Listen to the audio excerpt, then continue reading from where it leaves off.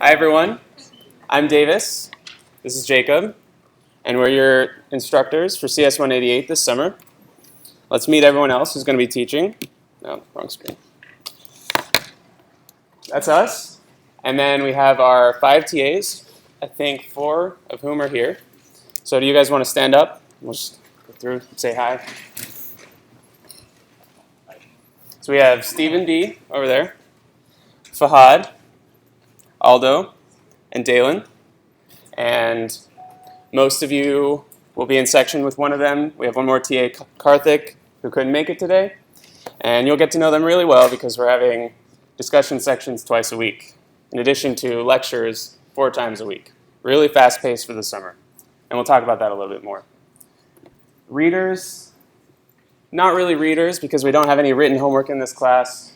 Alvin is working as a pseudo TA, just helping us keep some stuff organized on the back end, make a little new content to help with some new materials to help with some new content, rather, on optimization and deep learning in the later part of the course.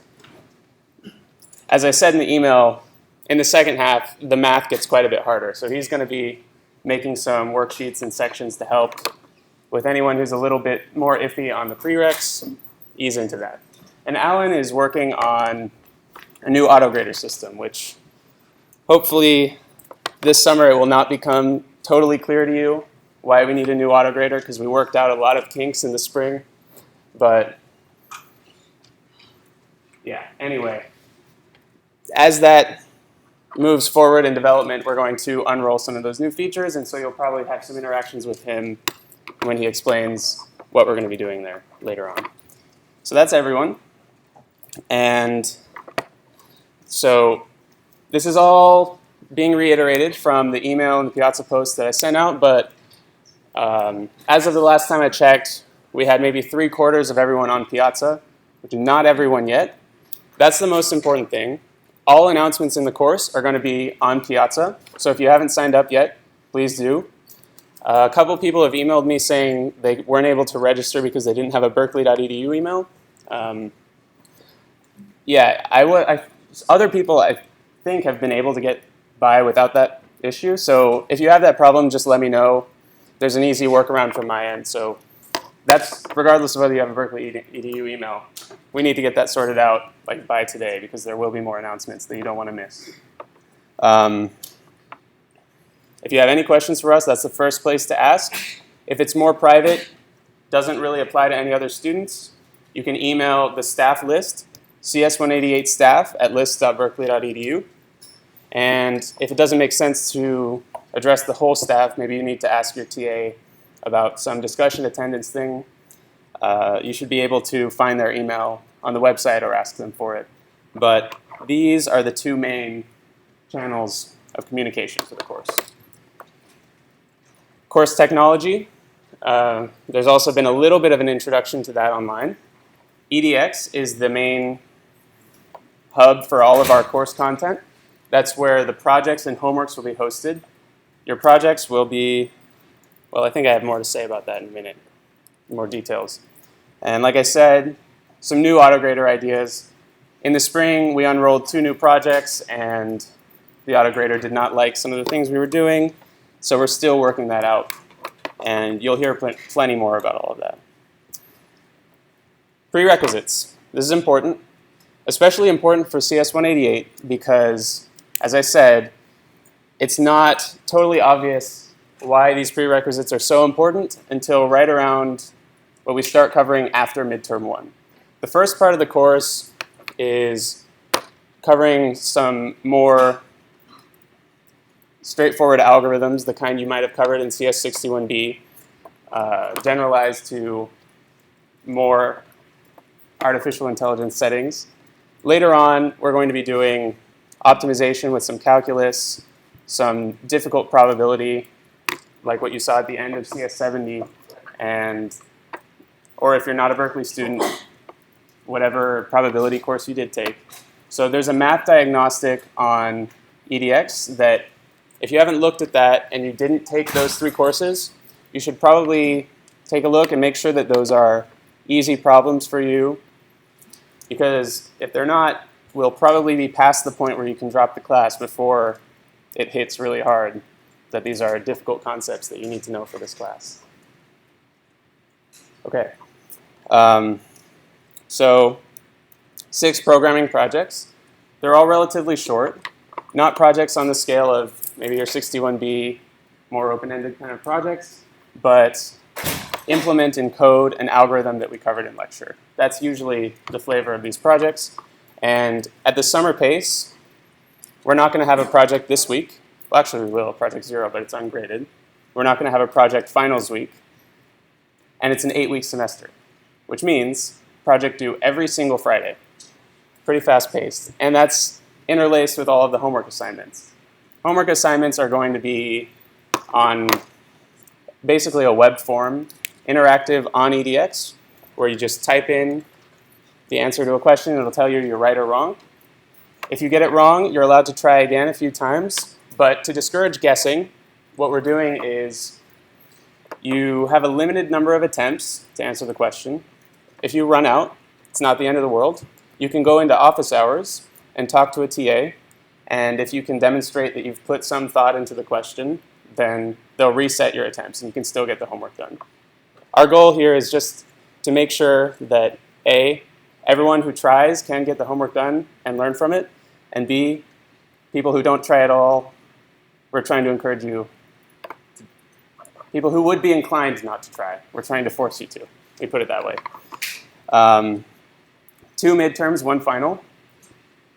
What's important about that is that because our homework and projects are structured so that with enough effort, you will be able to get 100%. We want everyone to cover every bit of the projects because that's the main place where learning happens in this course. The exams are the main place where your grade is going to be set apart from the rest of the course. And that means that the difficulty level on exams is much higher than in any other context. And so you want to be not only thinking about, well, obviously make sure that you're available on the days of the exams. The dates, I think, are on the next slide. But also that those weeks, we're going double pace. This is all you're going to be doing, probably, because you want to study a lot. We're going to release a lot of materials for you to help you ramp up to that level. But it's going to take a lot of effort on your end. Fixed scale. Oh, yeah, question. So I have a question about the math topics. Okay. I saw the math diagnostic test thing. Okay. And I was wondering, like, would you be able to provide some bullet points on the concepts that you expect us to know? Because like, if it's like the CS70, I was just wondering, do I need to review the entire CS70, or is it some few concepts that would be? Yeah. Okay. So to reiterate, in case you couldn't hear that, basically which key concepts from those courses rather than everything. I would say for CS70, with the exception of maybe turn-off bounds, the very last thing usually in CS70, everything on probability covered in that course, super important. CS61B, that you'll know by tomorrow if you remember like Dijkstra and A-star search well enough. But yeah, it's mainly the math. And baked into the fact that CS70 is a prereq, high school calculus is listed as a prereq for CS70. So you should know what a derivative is. And you're in good shape if you know what a gradient is. But if you don't, we're going to help you out with that because that's not actually a prereq.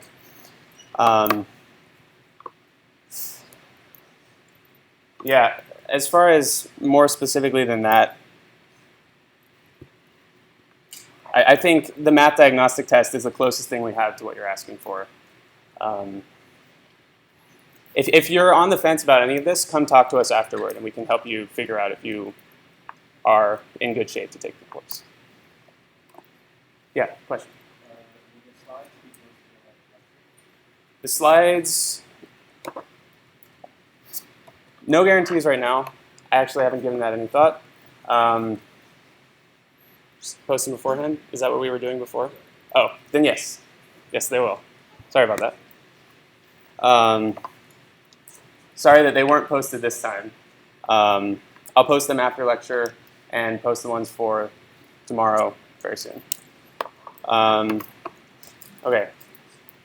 Yeah, fixed scale, that just means the exact scale is visible on the course policies page on EDX. Your grade is not going to be decided by a specific curve that we're trying to fit. It will be 40% of your grade is projects and homeworks, and then the rest of it is based on the exams. That breakdown is on there. And regardless of how everyone else in the course does, you will get the grade that you earn. Discussion participation is 1% extra credit. We're not interested in forcing anyone to go to discussion if it's not helpful to them.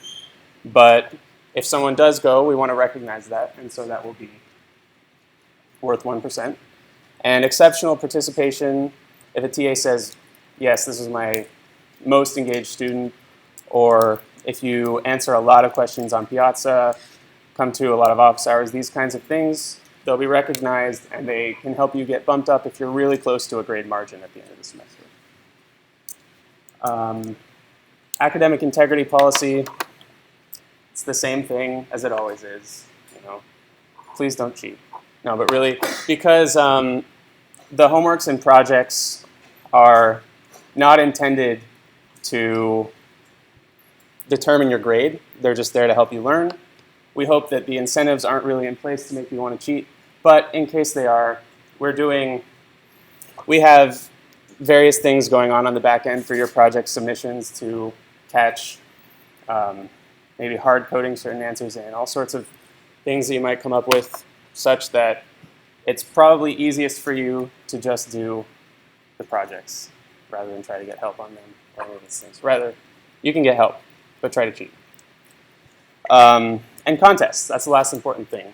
We're going to be running 3 contests, and the course is based around the game Pac-Man. We'll talk about that a little bit later, but it's a 2-player version of Pac-Man where you're playing against someone else. You're trying to eat pellets from their side of the screen before they get yours. And the first contest will be a simple version of that game based on the first third of that course. And then as we go, we're going to add rules that allow you to utilize the things that you've learned in this course, and it gets more complicated and strategies become more complex. Those will be worth a little bit of extra credit and a lot of glory. So definitely, if you have the time, you should try to participate in those. They're pretty fun. These are the exam dates. Midterm 2, the date is not quite set yet because we realized that one of those dates, the first one that we wanted, had a conflict with another CS class. But yeah, make sure you have 7-11, 8-11 open, and 7/28 is most likely the day it's going to end up to be. We still don't have the rooms booked, and so it's possible that things might shift around a little bit, but that's what we're aiming for, is 7/11, 7/28, 8/11. We might end up with 7/27 in a worst case, can't get a room situation. There will be no makeup exams. Important point, yes. No makeup exams. So yeah, let us know as soon as possible if you have a conflict with one of the midterms that is completely irreconcilable. If you have a conflict with the final time that you can't reconcile, it's probably not the right semester to take this class. So we're not doing a makeup final, and there's not any way to really calculate a fair grade without you taking a final. Quick point about laptops in lecture. It's okay. It is a little distracting sometimes to students sitting behind you. If you're shopping on Amazon or watching Netflix, the person behind you wants to know what's going on. So we ask that you try to sit in the back half of the room if you're going to be on your laptop during lecture, so that people who have a tendency to be more distracted by that can choose to sit in the front and get away from that. Textbook. So this is totally optional. The Russell and Norvig textbook, AI, A Modern Approach, 3rd edition, is the one that we recommend if you want to go beyond what's taught in the course. I can't stress that enough because in a lot of classes, this is a source of information for the course itself, the textbook. Here, if you're struggling in the course, this is not a good reference to consult because the presentation of a lot of the ideas is different, and it will probably lead to more confusion. Yeah, so discussion section, I already said a little bit about this.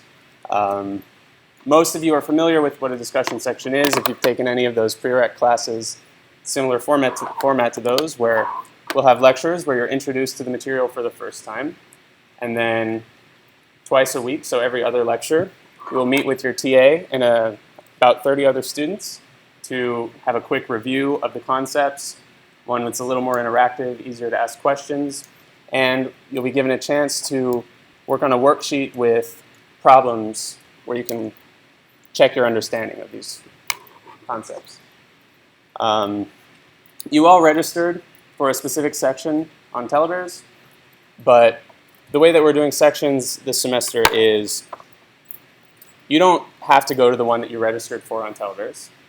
If one other section is easier for you to make it to, or if you decide that you like one of the TA's teaching style more than the others, you're free to go to whichever section you choose. For the sake of making those extra credit points easier to compute for the TAs and to help develop relationships between TAs and students, we do ask that you find a discussion section and stick to it. And we're going to actually do that in an official context. In the third week, there will just be, at the beginning of section, a quick sign-up where you register for whichever one you intend to go to for the rest of the semester. It's not binding, again, because attendance is optional, but you're just saying, this is the person responsible for calculating my grade. If you're not intending to go for that extra credit, it doesn't really apply to you. But if you are, that's probably the TA you'll be interacting with for the rest of the semester. In the spring, so the semester that just ended, we ran discussion sections as normal and then also had a TA do a walkthrough video of the solutions to the worksheets.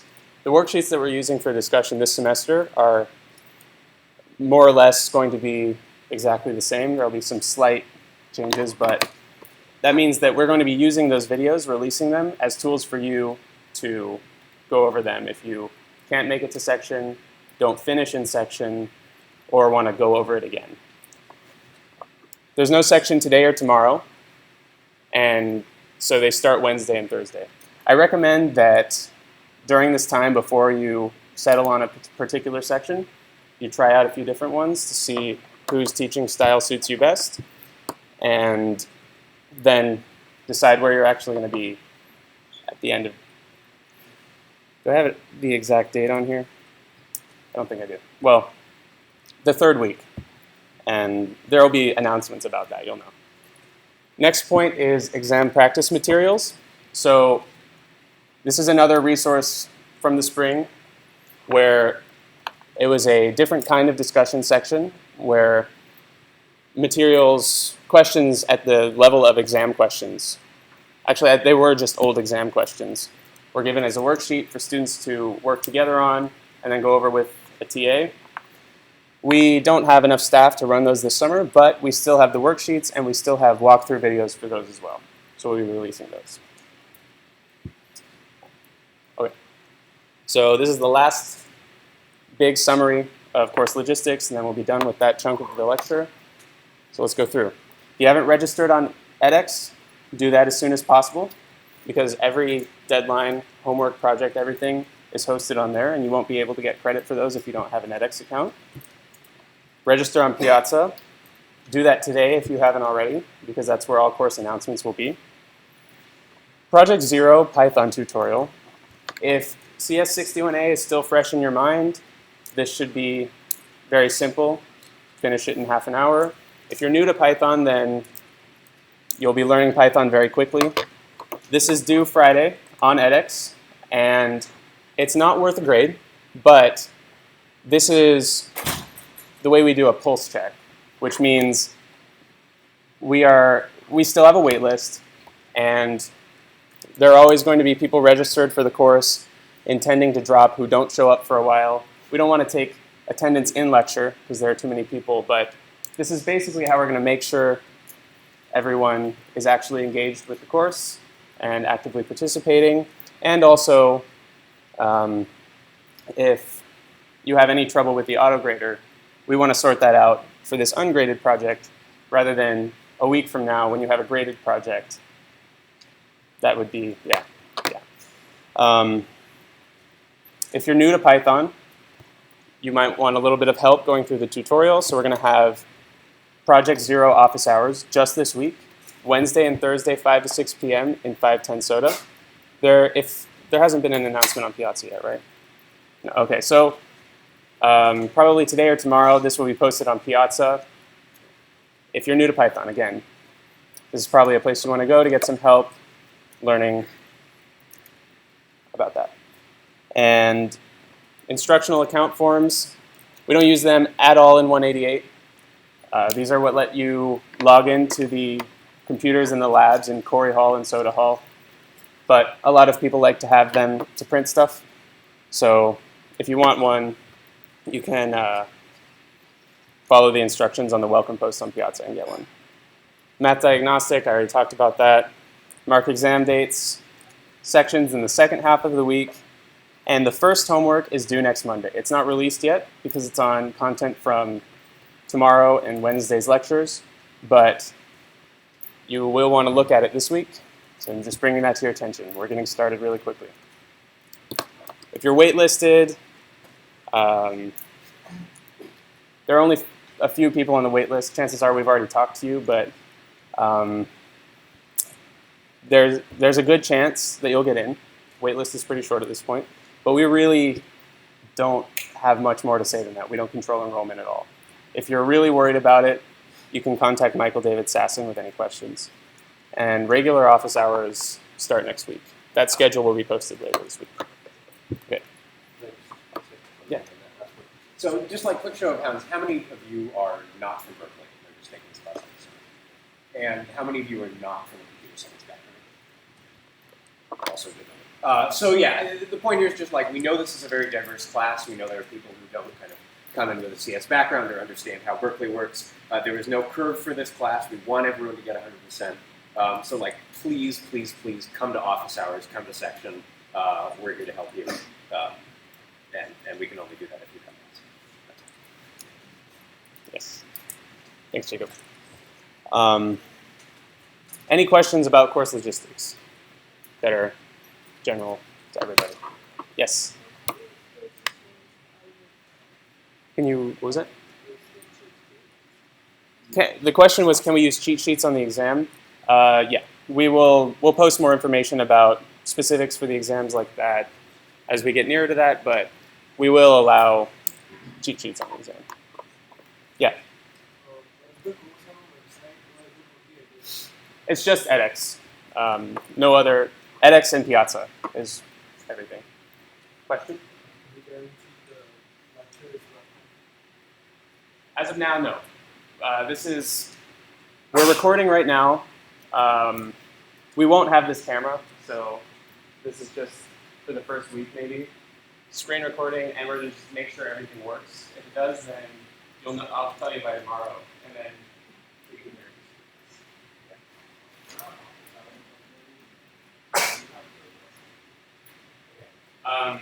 So the office hour schedule will be uploaded later this week, and that will start next week. We aren't doing anything like guerrilla sections, or aren't planning on it at this point. But, I mean, between all of the staff, we're going to have 14 hours office hours a week. And so there will be plenty of time for you to get help on homework. There.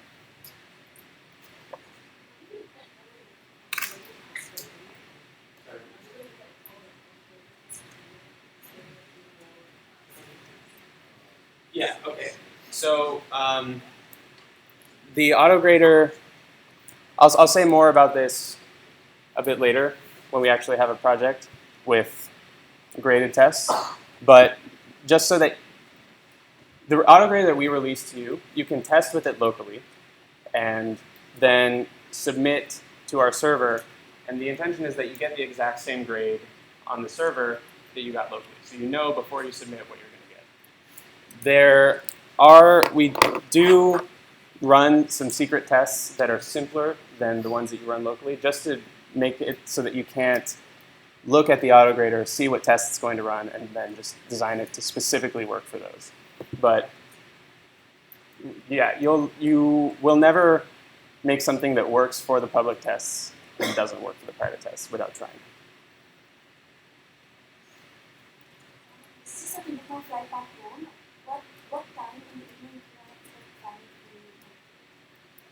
do you Most likely over by 10 p.m., like at the latest. Yeah, normal final schedules during the fall and spring semesters.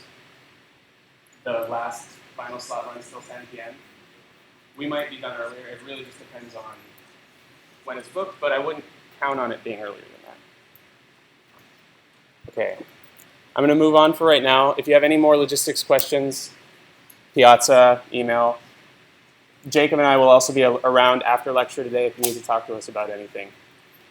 And now we're going to move on to actual artificial intelligence. So, today, we're going to talk about what is artificial intelligence, what can AI do, and what is this course.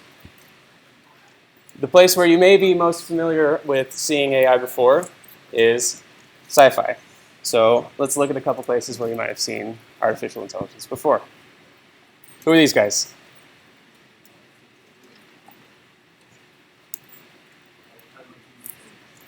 Yeah. Wake up. So what does C-3PO do? Yeah, he's a translator. And what does R2-D2 do? Pilot, yeah. So this is an early example, popular science fiction, AI, and they were helpful to humans. They basically perform functions to help people out. A pretty charitable view early on. And then we get this. Who's this? Terminator, right. Yeah. So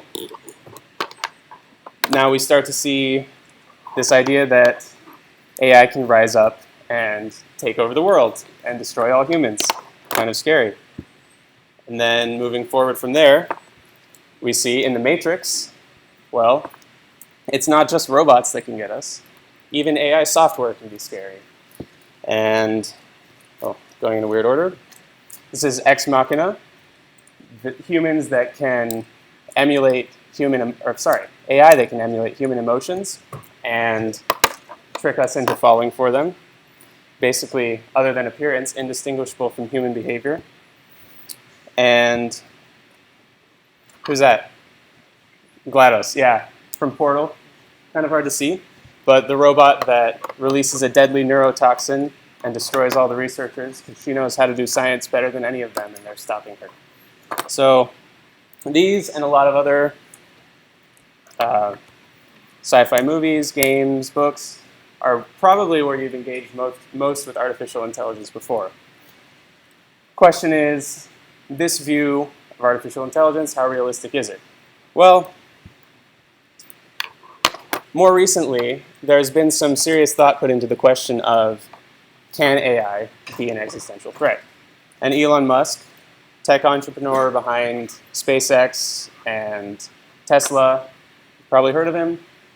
He's one of the big leaders of this movement of, this is an important thing for us to be thinking about right now. AI, if we're not careful, could spell the end of humanity. And so that was a couple years ago. A little bit after that, a few months after that, starting at Stanford, there were some serious academic studies about looking forward at the future of AI. Could it actually spell doom, or maybe less dramatically, some kind of bad outcome for the human race? And following some more thought about that and the results of that study and a lot of other thinking about this, Elon Musk actually put his money where his mouth was and said, well, donated, rather, $10 million to a fund to start researching with qualified academics and people with expertise in the field how we can actually prevent any of these horrible outcomes from happening. A little bit later, toward the end of that year, So this is just December 2015, pretty recent.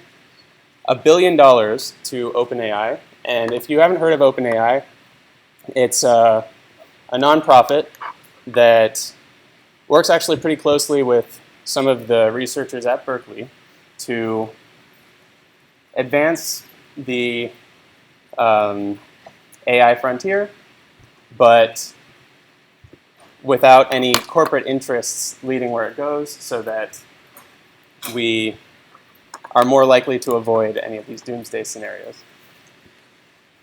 If you're interested in philosophy behind AI, these are two good books to consult. We're not really going to address it much past today, but this first book, The Second Machine Age, is talking about the nearer term effects of AI. The idea is we had an agricultural revolution a long time ago that completely changed the way the human race worked. And then jump forward a long time, machine revolution, the first industrial revolution, was now machines are starting to handle manual labor for us. This is the idea behind the second machine age is we're now getting to a point where computers handle intellectual labor for humanity. The second book, Superintelligence by Nick Bostrom, Paths, Dangers, Strategies, it talks about the idea of an intelligence explosion, where as soon as we get AI that is smart at the level of a human, then that AI can start working on AI itself, and we get an intelligence explosion, basically exponential growth in the ability of what these artificial intelligences are capable of doing. And if we're not careful in specifying in the beginning how we want them to behave, what we want them to accomplish, and what we don't want them to do, then once we hit that point, it's kind of out of our control. So we need to be thinking about it soon. That's the idea. So why take this class? Well, if you asked me in 2002, I would have been a young child and not very helpful. But Peter Abeel says in 2002, the main reasons you'd want to take this class are to learn about AI, of course, maybe to continue to learn about AI during a PhD, but not going to maximize your job opportunities. More recently, probably, as you are aware, that's changed quite a bit. Still, hopefully, you're interested in AI for its own sake. It's an interesting topic. But now, a lot of jobs have started to emerge. It's something useful to know even if you want to go into industry. So, to put some numbers behind it, these are, by year, for the last few years, the number of new artificial intelligence startups that have been funded. And you can see in 2010, there were 2, and it's been growing faster than linearly since then. Now in 2014, we're up to 16. It's pretty dramatic. And the total amount of money that has been invested in these has grown, looks almost exponential there in the last few years. But it's blowing up. Something I don't have numbers for, but that is also pretty relevant is more and more positions at places like Facebook, Google, the companies that students from Berkeley and these other universities often want to go work for. You're going to be working on their search algorithms and all these things that are based almost entirely on ideas that we're going to cover in this class. And so AI has become an actual relevant real-world skill. So this cycle of innovation, this is generic to all innovation. You can think about anywhere where you're hiring engineers. If you improve your product and you get more funding, then you can hire more engineers and better engineers, and then it just keeps snowballing like that. Well, with AI, this is even more dramatic because not only can you hire more engineers and get more resources, the success in the market is its own resource. And to be more concrete about that, I'll show some examples. Google is the classic example. Their search algorithms way back in 2000 were, their search results were the ones people wanted to see more than anything else. It was already performing better than any of the competition. So more people used it. And then if ever you type in something and then you click on something that's not the first result, well, Google learns from that.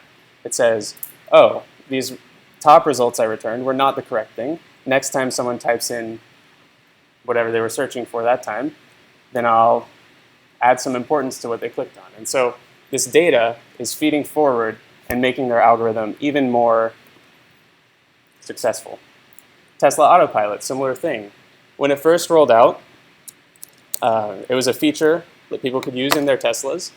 And of course, they said, this is not totally safe yet. You still have to be sitting at the wheel and ready to correct it if something goes wrong.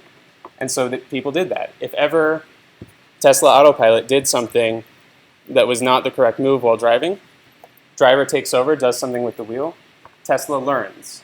And that data is, again, sent back to the algorithm, and it knows for the future, in similar situations to that, how it should behave, or at least it has a better idea. Facebook M, something that is, I haven't used it myself, but the idea is it's actually a personal assistant inside Facebook Messenger. And when it was first released, it's actually a human. You can query the person, say, I want to get dinner with my friend tonight. And then it'll get your location, look at what's open around you, and suggest a place to go. Hey, maybe check out this sandwich place. And then over time, the AI is watching this happen and learning, based on the people's reactions to these suggestions, what kinds of suggestions are good. And so, yeah, over time, performance just gets better and better. So, what is AI? This is kind of a contentious question, and we're going to look at 4 different ideas people have of what it could be. So the first one is making machines that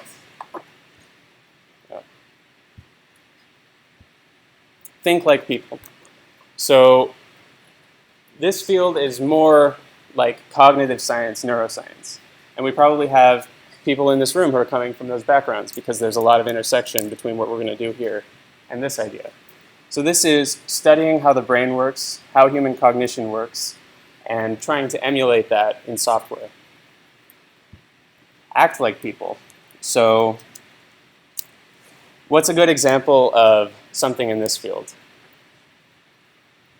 Maybe a benchmark you've heard of for how an AI can act like people. Yeah. Chatbots? Chatbots, yes. Yeah. So the Turing test, which I'm sure you've heard of, is assuming that this is how we want to define AI, making machines that act like people. The Turing test says, can an artificial intelligence converse with a human and act convincingly like a human so that the person is convinced they are? This isn't exactly what we've come to realize we want because, well, when you force yourself to act like a human, not only do you start doing the things that humans are successful at, like understanding images and understanding what other people are saying, humans aren't perfect, and you start intentionally thwarting yourself in order to look more like a human. Like, for example, if you're trying to act like a person and someone tries to ask you to multiply 1,037 and 28, a computer can just tell you instantly. That's a very easy problem for a computer. But if you're acting like a person, you have to think about it and probably get it wrong. And so this isn't really quite the definition we want. Think rationally. This is kind of a tradition that goes way back to Aristotle, the idea that all knowledge and all action can be rationally justified by logic. And so at some points in AI history, this has been the main way of thinking about it. And we'll talk about that. We'll touch on that shortly. But the problem there is that there's so much uncertainty in the world around us that to really, truly understand everything with certainty is just beyond the reach of humans and computers. And so what we're really looking for successful systems that actually help us do anything useful is act rationally. So what do I mean by rational? It's a pretty iffy idea at the moment. You probably have notions of what that word means.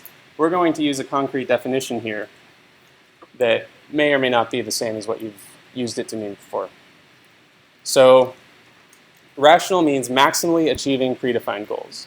So you have some utility function, basically over all possible outcomes, which ones are better, and then you do, with what information you have, whatever will most likely give you the most preferable outcomes.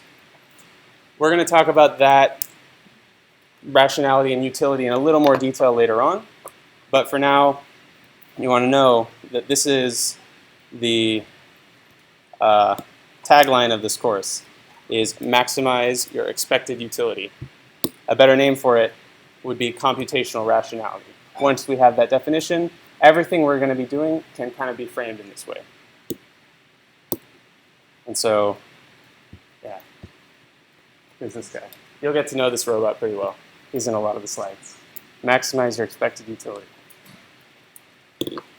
Well, so the question now is, where do we start to actually achieve this? We said that the human brain, human cognition, is not perfect, and so thinking, acting like humans is not going to be the most desirable route, but it's definitely a proof of concept for pseudo-rational thought. And so what can we learn from the brain? That's the first question. They're not perfect, like I said, and it's hard to really understand from scanning the brain and taking it apart what it's doing. It's very difficult to reverse engineer. There's this good quote, brains are to intelligence as wings are to flight. What do I mean by that? Well, when people were first trying to figure out how to make flying machines, what example did they have from nature? Birds. And birds flap their wings to fly. And so that was kind of the first technological route people were trying to take. And they weren't having a lot of success. What ended up working was a new model of flight that was totally different from biological flight. So it turned out that while they had some things to learn from the biological proof of concept of flight, they didn't really have success until they stepped back and thought about what does it really mean to fly, rather than being stuck in how it's been done successfully in biology before. So two things that we have learned from the brain and how humans think about things are memory and simulation. So memory is take in information about the world around you and then use it to make decisions now, and don't just forget what you just learned. You know, when you're making a decision 10 minutes from now, remember all of the data that you've taken in previously. And then simulation is, rather than looking back, look forward. Based on your model of how the world works, from what you've learned so far, think forward. Think about what is likely to happen as a result of different actions, and then choose whichever one is going to be best. Okay, so now we're going to look at a short history of AI. We have a video.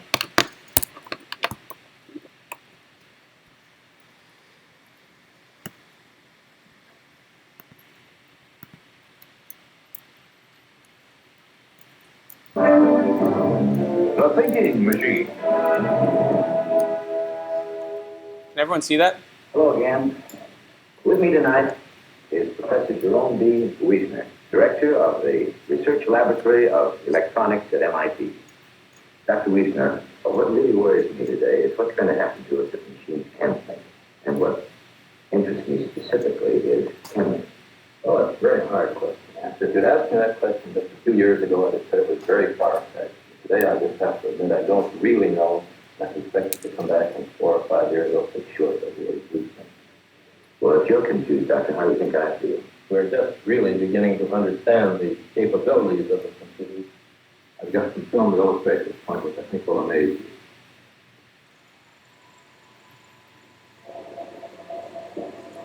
That man isn't playing checkers against the computer, is he? Sure, and it plays pretty well. Now, will you tell us? While most computer scientists saw it as a mere number cruncher, a small group thought that the digital computer had a much grander destiny. Being a general-purpose machine, it could be programmed to do things which in humans require intelligence, play games like checkers and chess, and solve brain teasers.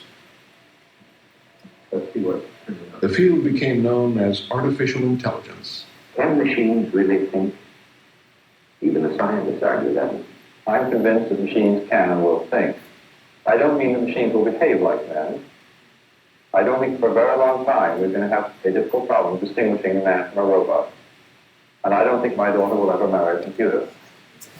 But I think that computers will be doing the things that men do when we say they're thinking. I'm convinced that machines can and will think in our lifetime. I confidently expect that within a matter of 10 or 15 years, something will emerge from the laboratory which is not too far from the robot of science fiction fame.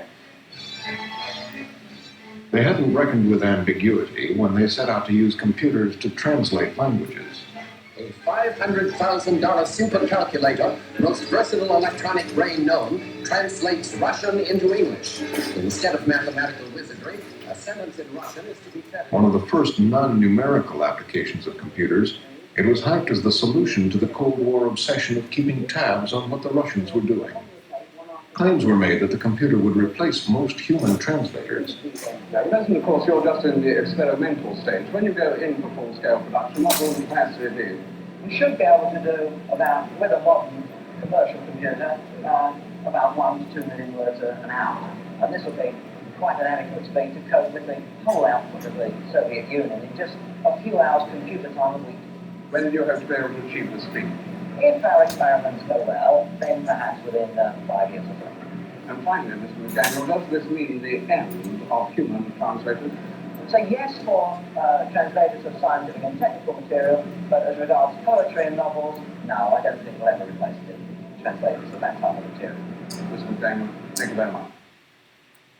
Okay, so what did we see there? Well, that was pretty early on, and like you said,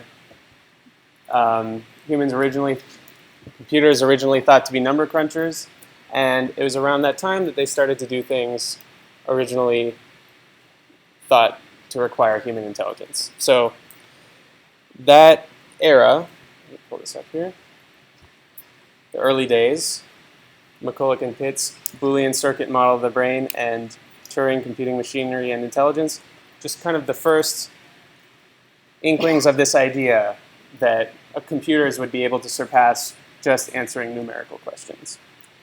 And then in 1950 to 70, that video is from, they started to have some successes with various problems that computers had never been used to solve before. So as we saw in there, playing checkers, logic theory, and doing geometry, things that are actually pretty difficult for humans. We have computers doing them now in this era. And 1956, this meeting at Dartmouth was when the phrase artificial intelligence was adopted. And 1965 came Robinson's complete algorithm for logical reasoning. So what that means will be more clear when I look here. So knowledge-based approaches. And this is kind of what I was talking about before, where all knowledge and all rational thought can be worked with logically.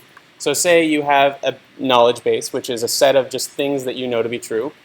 If you're a robot that's supposed to walk somewhere and accomplish something, then you know you can't step forward if there's a wall in front of you. And so say you're reasoning this way. Well, if you see that there's no wall in front of you and you need to be over there, take a step forward. Maybe you just stepped off a cliff. The idea is there are all sorts of exceptions, and you can keep adding things like, well, okay, also look down and make sure you're not going to fall off something, and make sure nothing's going to run in front of you and be there in the future that's not there now. All sorts of exceptions, and you'll keep going over and over that and again, and you'll get mired down by that. And that's what ended up happening in this period, 1988 to 1993. Things that were working well, machine translation and things like that, hit a wall because there are just so many exceptions to everything that to encode all of them in a computer is not a feasible way to solve these problems. And then there's been a resurgence since 1990 with statistical approaches, where now instead of knowing anything with certainty, we just deal with probabilities. What's the probability that there's something in front of me, that this step will be successful? And then it's a much more successful way of dealing with these problems. Now the question is, where are we now? So we have a quiz. Not really a quiz, but the question is, which of the following can be done at present? So first question, play a decent game of table tennis. Yes or no? I hear some yeses. Okay, yeah. This is something that has been done. You may have seen the video. We're not going to play it right now, but it's a robot arm that plays pretty well. Tracks the ball, hits it to the other side. It's an impressive robot. Play a decent game of Jeopardy. Yes. As you may have seen, IBM's Watson, who won against Ken Jennings and did very well, very impressive. What about drive safely along a curving mountain road? Yeah. This has turned out to be an environment that is pretty tractable for self-driving cars, driving safely along a curving mountain road. What about driving safely along Telegraph Avenue? Here's some no's. Can anyone drive safely across Telegraph Avenue is the question. Yeah, so here we run into a lot of, there are people running from all directions, can't follow where cars are going because most of them are going against traffic. Makes no sense. Yeah, that's a bit beyond the scope of where we are now. But we're getting there. You know, these are things like what I was saying with Tesla Autopilot and G-Car, where as they get more and more data and learn how to handle these situations, it's starting to become more achievable. What about buying a week's worth of groceries on the internet? Yeah? Okay, I see a lot of yes. Yes. This is actually a pretty easy problem for AI. What about buying a week's worth of groceries at Berkeley Bowl? I see some no's. Yeah, similar situation. At Berkeley Bowl, you have to meander through crowds of people, look for exactly what you want, make sure you don't drop anything while you're grabbing anything else. There's a lot more to consider and a lot more uncertainty, again.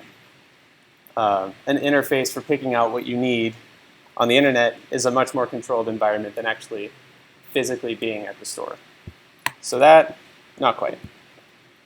What about discover and prove a new mathematical theorem? It's pretty mixed, yes and no. Well, that's kind of the answer here, so that sounds about right. And maybe this should be split into 2 bullet points, but prove a new mathematical theorem, yes. In fact, we'll see an example later where this has been done successfully by an AI in a case that a human was not able to prove the theorem. Discover a new one, we still haven't really made AI that is able to discern what kinds of mathematical theorems are interesting to us. And so if you tell it to search for mathematical theorems that it can prove, it might tell you, oh, 2 + 2 is 4. That was exciting. Let's learn a new one. 2 + 3, 5, I can prove it. And it'll go on and on. If you tell it to prove something that no one's proved before, because people already know that, it'll tell you, okay, 1,000,009,000 + 37. Okay, so that's not really something that's been accomplished by AI so much yet. What about converse successfully with another person for an hour? Yeah, well, I don't know. Maybe it depends on how you define successfully, but for that long, we haven't quite had an AI who could hold up for like realistic sounding conversation. And in a couple bullet points, we'll see what happens when AI starts talking too much. What about perform a surgical operation? Yes? Mostly yeses? Okay. So most of you would be comfortable under the knife of robot, no human operation whatsoever. It's just safer than a human? Okay, fair point.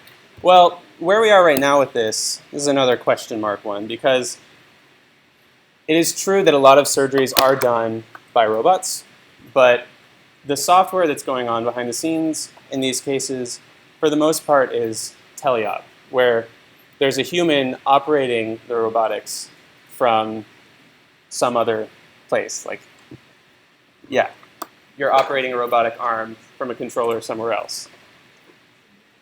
For some LASIK surgeries, I think there have been successes with the vision systems in AI being more precise than human surgeons, but for the most part, that's still something that's a work in progress. What about put away the dishes and fold the laundry? Yes. Yeah. Okay. Okay. Yeah, and this is actually, we'll see a video later, something that's being worked on here at Berkeley. And that is, those problems are solved. So that's pretty good. What about translate spoken Chinese into English in real time? Spoken English.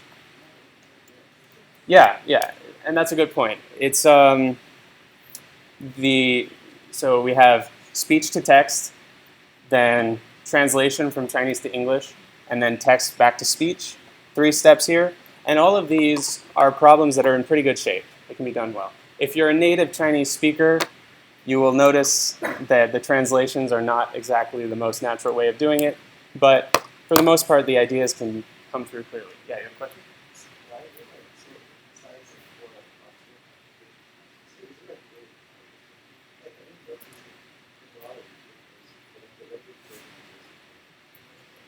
Why English and Chinese specifically? I don't know, actually. A lot of research I've seen has also worked between English and French, and a lot of the early translation research was between English and Russian. I don't know if you have. Yeah, I think Good this is answer. more of a linguistics point than a computer science point, except that Chinese is more philological compared to English, so you don't get a lot of information about things like tense and aspect that we mark explicitly. You can drop pronouns under various circumstances, and stuff like that can be very good for, little things like that. But it's generally true of machine translation, but the more similar the two languages you're trying to translate between are, the better the translation. So there's we talk about French and English are pretty similar to each other relative to say English and Russian or English and Turkish. And the quality of the translations seem to get that.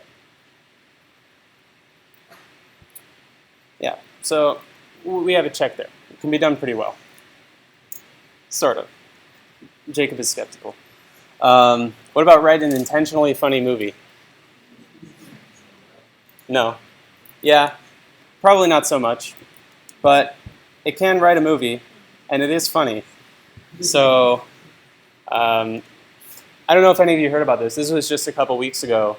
An AI named Benjamin wrote a script for a movie. Basically, it was given a ton of different screenplays for AI, artificial sci-fi. That's the word. Sci-fi movies, and told, write me a sci-fi movie called Sunspring, and this is what we ended up with.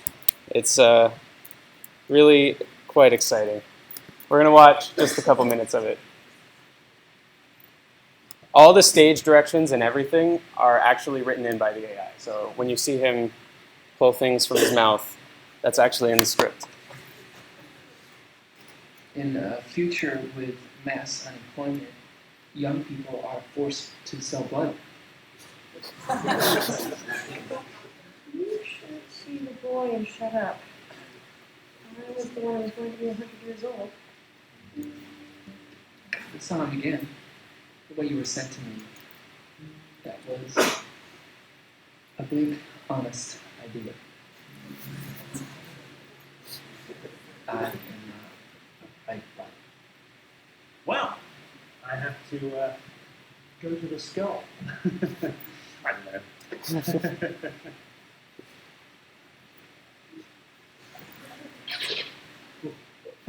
What do you mean?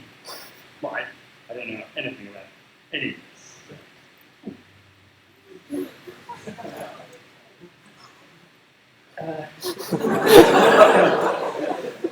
There's no answer. We're going to see the money.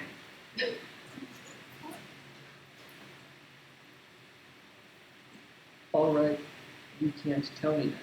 Yeah, I was coming to that thing, because it was a I don't know. I don't know what you're talking about. That's right.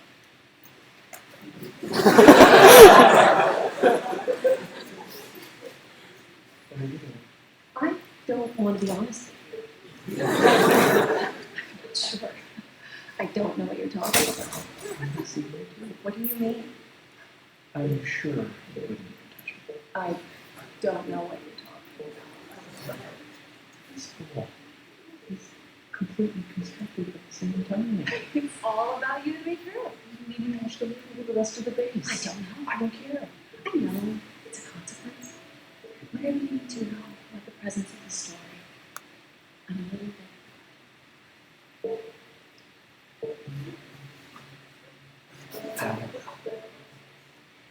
I need you to explain to me what you say.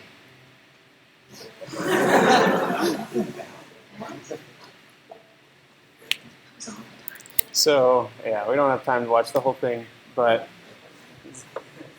I think Benjamin's trying to communicate something. Benjamin has no idea what's going on. But, yeah, so you might not be able to read that. But when it's scanning his face, the stage direction is, he picks up a light screen and fights the security force of the particles of a transmission on his face. And then, too hot, taking his eyes from his mouth. That's what that was about, in case you were a little confused. That's what was going on. So, intentionally funny? Probably not. I recommend watching the rest of that, by the way. The rest of it is funny, too. There's actually a song. Benjamin wrote a song for the soundtrack. It plays later. Okay. So, yeah, that transitions us into different areas of modern AI. Natural language. So this is where you've seen speech technologies like Siri, probably the one that's most familiar, but automatic speech recognition. And so, yeah, let's pull that up real quick. So we can just watch a couple seconds of this Friends, video. family, and classmates said their final goodbyes yesterday at her funeral in East Falls. Now, Asia Adams was buried today, and on this day, a major break in the case. Police sources tell NBC 10 that a person is in custody and appears to be a strong suspect. They will have more information in the morning. Reporting live from police headquarters, I'm Denise Nakano, NBC 10 News. So it's doing pretty well. The things that it's not quite getting are names, like McConnell instead of Nakano, and that's more or less mostly a function of it's just doing what it thinks is most likely. Nakano is not a common name. There was one issue where instead of goodbye, like waving goodbye, it said goodbyes like Best Buy. But, I mean, if you were to read back this transcript in audible English, it is pretty much almost exactly getting the point. Text-to-speech synthesis, that's like when Siri speaks back to you, and dialogue system is when you put speech recognition and text-to-speech and actually, like what Benjamin was doing, coming up with things to say based on questions or whatever else all together, and you get something like Siri. Language processing technologies. So this would be like Watson, we talked about, question answering, and machine translation, we also talked about, and web search, Google, text classification, spam filtering. These are all fairly familiar ideas because we use them day to day. Well, at least translation, search, spam filtering, all these things. Another one that both Dalen and Jacob have been working on is visual question answering, which is you have a picture of something and a question about it. Like, does this family have a child? And it's a car with a car seat in the back. It should be able to say, yes, this family has a child. And that ties into this other area of modern AI, which is vision. So we're going to look at a couple of demos of modern vision systems. One of this you may have seen before was worked on by our old California governor, Arnold Schwarzenegger. Where is that? Yeah, this is the one. Object recognition.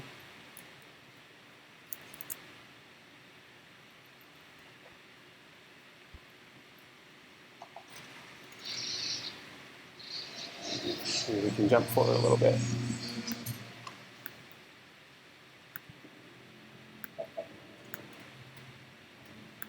Ah, yeah, there we go.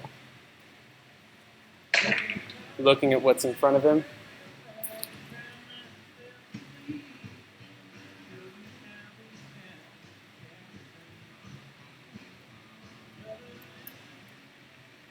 Classifying images.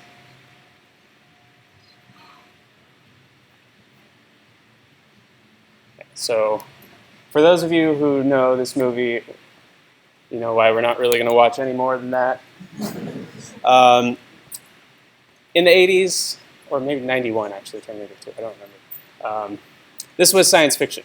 But, actually, this has become something with real progress, sort of. Basically the same thing. Frog, fox, Dalmatian. The camera that's doing this is what's going to be ruling us in a few years. Frog again. Frog and fox classify two things at once. It's pretty impressive. So anyway, that is object tracking and recognition. Face recognition, like on Facebook, when you post a picture and it suggests who to tag in the picture. And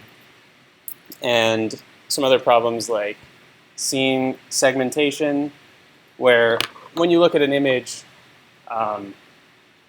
when we look at an image, we are automatically, without thinking about it, picking apart what is in that image. When I look in front of me, I see that there's a floor here, and there are people sitting here, and it's segmented into a bunch of different parts.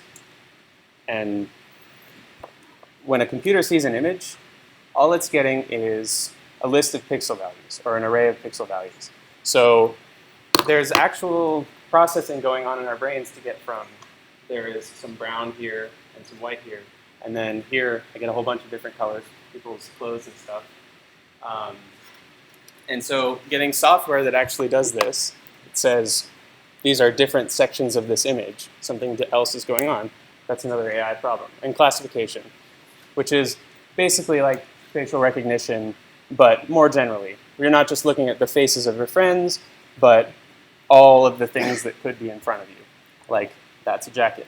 That's an iPad. This is a marker. We want our computers to be able to tell us these things. Okay. So, logic. I mentioned before, excuse me. Wrong screen. Robotics. Can't skip that. That's the most exciting one, in my opinion. Sorry.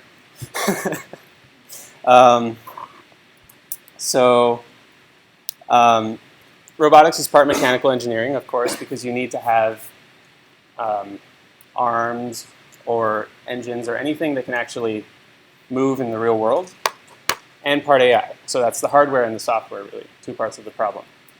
And when we're working on just the AI part, we tend to work in simulations. And that's what a lot of the projects here are going to be, sort of. The algorithms that we're working on to solve Pac-Man could be used in simulations of actual robotics problems without much tweaking. But reality is quite a bit harder. So we're going to see some videos of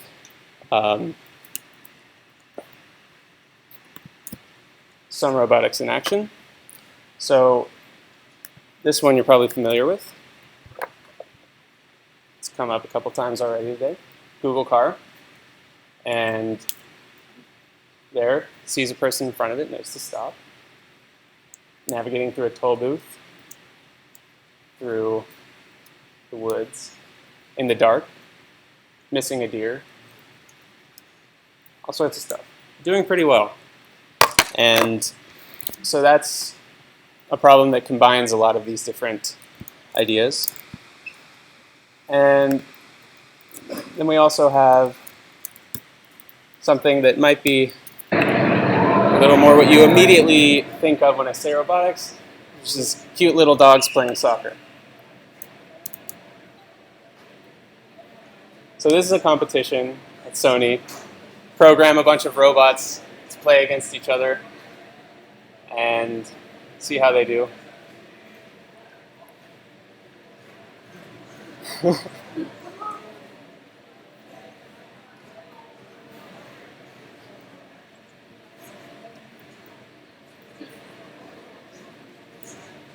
don't know what's going on over there.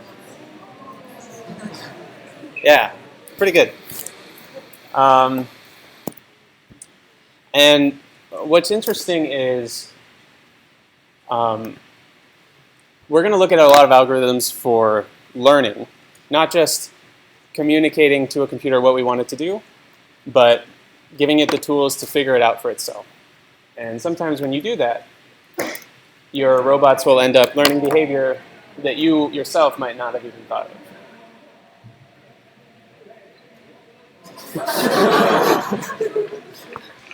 So that's pretty fun. Yeah.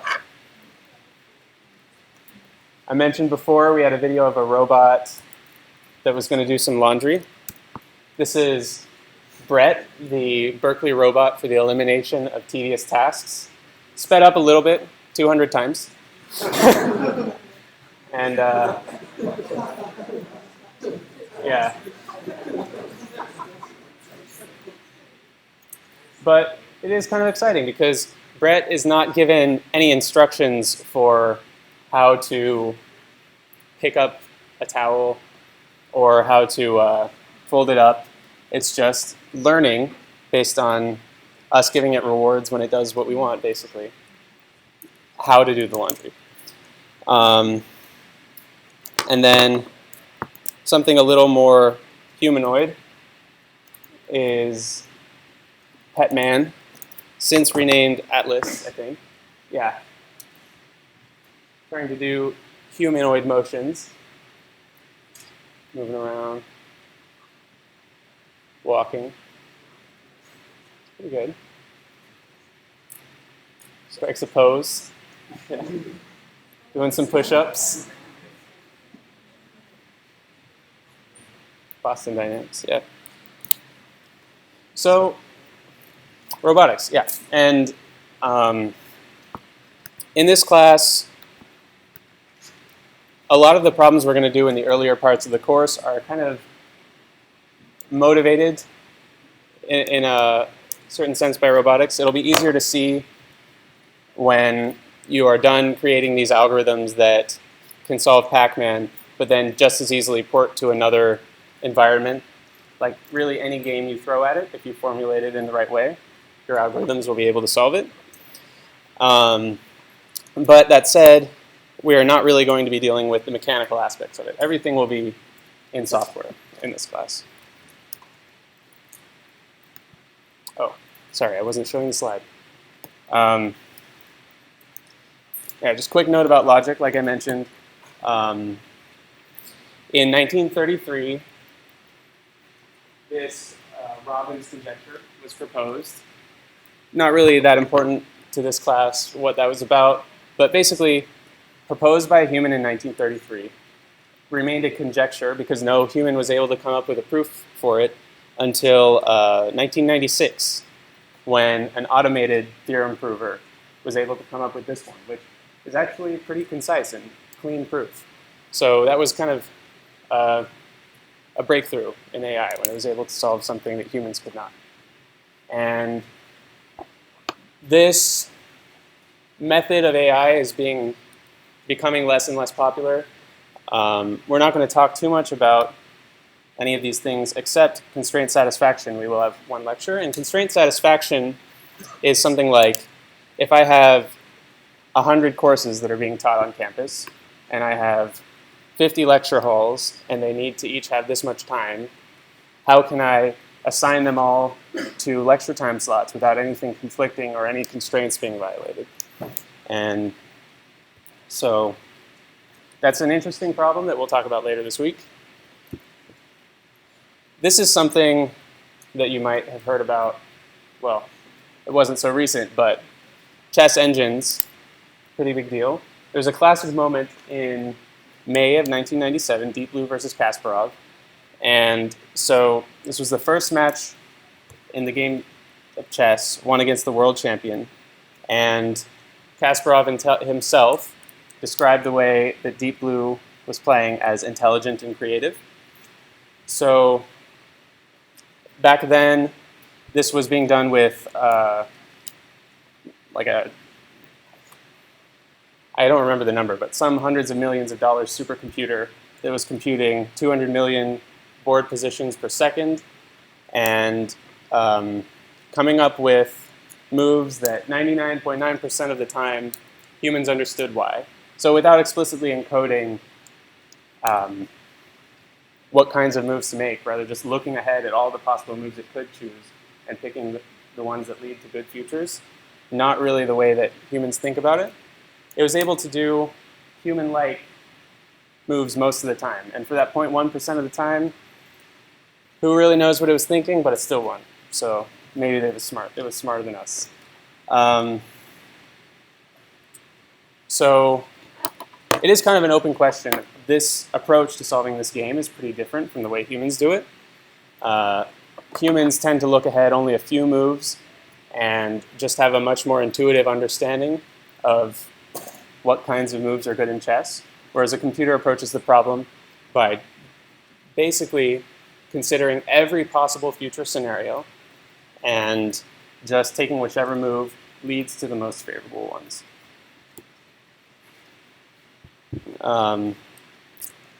In 1996, Kasparov beats Deep Blue and says, I could smell a new kind of intelligence across the table. Probably a good smell. You might want that in your car. New intelligence scent. But then, 1997, Deep Blue wins against Kasparov. And Kasparov says, Deep Blue hasn't proven anything. So, I don't know what that says about AI, but it seems to say a lot about humanity. This is much more recent, and this you've probably heard about. For a long time, basically since Deep Blue beat Kasparov, Go has been kind of considered the frontier for AI game playing. The reason it's difficult is in chess, typically there are about 35 different moves you can make, and in Go there are 250. What that means is if you're going to be using a strategy that involves looking forward across every possible branch of this game's future, in Go, with the same amount of computing power, you're not going to be able to get nearly as far into the future. And so, in order to do well here, you need to have some way of determining which branches are even worth considering.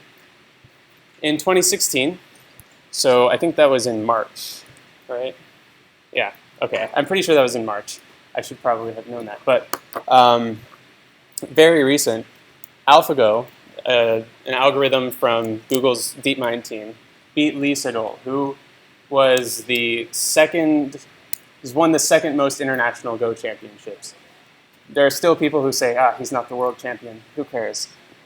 The point is, as of just last year, AI researchers thought that being able to beat a world champion at Go was still a decade away as an achievement.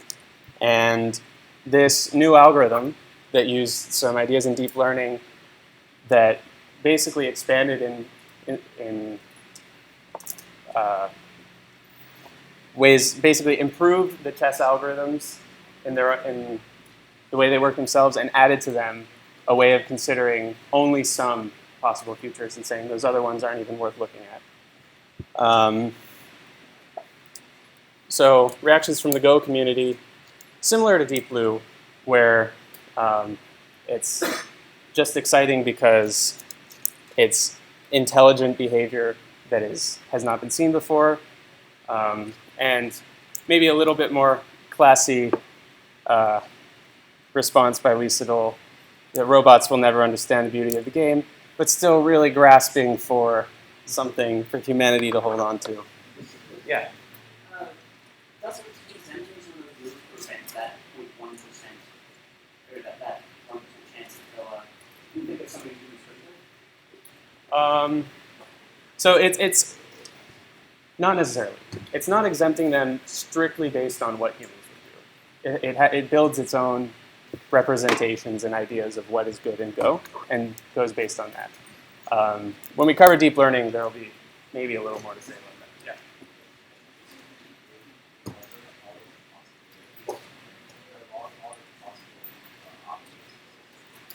Yeah. It's a little more complicated. It's actually something I think we'll cover later this week. What? Yeah. We're actually going to cover the algorithms that Deep Blue was using later this week, and there'll be more to say. So just real quickly, reactions from AI community. Like I said, we thought this was a decade away. It just happened. Everyone who was scared about AI, they don't think DeepMind is going to take over the world with AlphaGo, but now they're saying, look, we can jump forward a lot faster than we thought we could. Maybe we really do need to be thinking about this. Decision making, which is just some more applications of AI, scheduling, route planning, medical diagnosis, etc. These are all things that you probably interact with fairly regularly that are handled by AI systems. And we'll look at this framework quite a bit more tomorrow.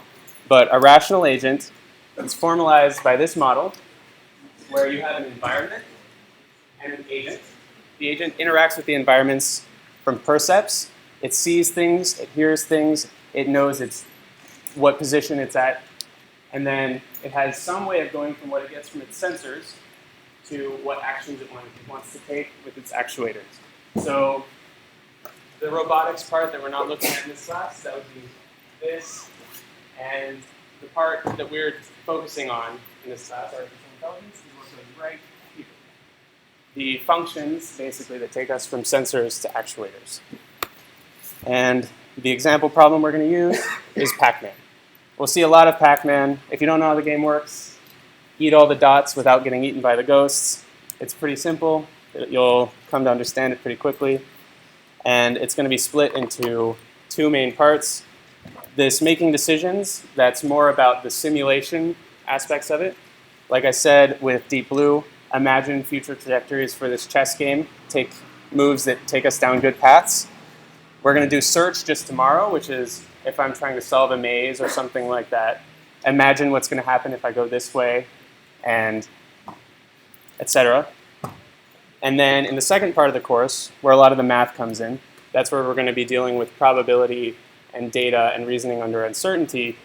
And that's going to be a lot of learn a lot about what's around me, and then based on what I've seen before, take an action that will lead to increasing my expected utility. Okay? And that's all for today. Thank you.